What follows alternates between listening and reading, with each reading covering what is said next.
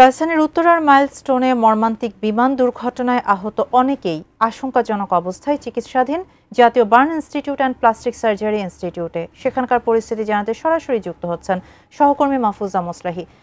এর সাথে এর আগেও আপনার সাথে যুক্ত হয়েছিলাম। আপনি জানাচ্ছিলেন যে সিঙ্গাপুরের টিম এসে অলরেডি ইতোমধ্যে তারা তাদের কার্যক্রম শুরু করেছে। জানাবেন এখন কি অবস্থা আর হতাহতের সংখ্যায় কোনো পরিবর্তন এসেছে কিনা? যুদ্ধ বিমান বিধ্বস্তের ঘটনা ঘটেছে এবং এই ঘটনায় অধিকাংশই কিন্তু দগ্ধ যারা রয়েছেন তারা বার্ন ইনস্টিটিউটে চিকিৎসা দিচ্ছেন। সকাল থেকে যেখানে আমি আছি এই জায়গাটিতে কিন্তু আসলে এখন খুবই থমথম অবস্থা বিরাজ করছে। আপনি দেখতে পাচ্ছেন যে আসলে এই জায়গাটিতে যেই অবর্ণনীয় অবস্থা দুদিন আগে যেদিন ঘটনার সূত্রপাত সেদিন ছিল, এই মুহূর্তে কিন্তু সেটি আসলে অনেকটাই নীরবতার মধ্যে আছে, কারণ এখানে কঠোর নিরাপত্তা ব্যবস্থা নেওয়া হয়েছে যাতে চিকিৎসা সেবা কোনোভাবে বিঘ্ন না ঘটে।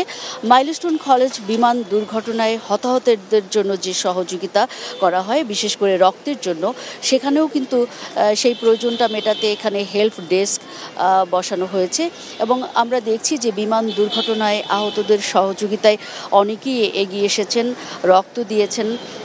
এর বাইরে আসলে যেটুকু খবর আমরা জানি, সবশেষ মৃত্যুর যেই খবরটি 32-এ দাঁড়িয়েছে। তবে এই মুহূর্তে বার্ন ইনস্টিটিউটে যে চিকিৎসাধীন যারা রয়েছেন তাদের মধ্যে কিন্তু 40 জনের মতো বেশ আশঙ্কাজনক অবস্থায় রয়েছেন, এমনটি কিন্তু বার্ন ইনস্টিটিউটের কর্তৃপক্ষ আমাকে জানিয়েছেন। কিছুক্ষণ আগে আমি এখানকার ডিরেক্টর ডাক্তার নাসিরউদ্দিন সাহেবের সঙ্গে কথা বলেছি। তিনি আমাকে জানিয়েছেন যে এই মুহূর্তে আসলে বার্ন ইনস্টিটিউটে মৃত্যুর যেই সবশেষ খবর সংখ্যা, যেটি আমি বলবো, সেই সংখ্যাতে কিন্তু সব মৃত্যু সংখ্যার মধ্যে এখানে মৃত্যু হয়েছে 11 জনের। সবশেষ আপডেট ছিল এটি। গতকাল দিনের বেলা পর্যন্ত আসলে 10 জনের মৃত্যু নিশ্চিত করেছিল বার্ন ইনস্টিটিউট কর্তৃপক্ষ।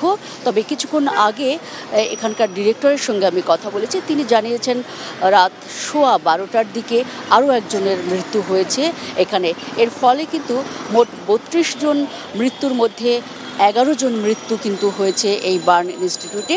আমরা জানি যে বার্ন ইনস্টিটিউটে সিঙ্গাপুর থেকে একজন চিকিৎসক এসেছেন, তার যোগ দেওয়ার কথাই চিকিৎসা সেবায় কিছুক্ষণের মধ্যেই এখানে তার যোগ দেওয়ার কথা রয়েছে এবং এখনও পর্যন্ত পরিচালক সহ ভেতরে তারা বৈঠক করছেন এবং বোর্ড বসিয়েছেন রোগী যারা রয়েছেন তাদের অ্যাসেসমেন্ট করার জন্য।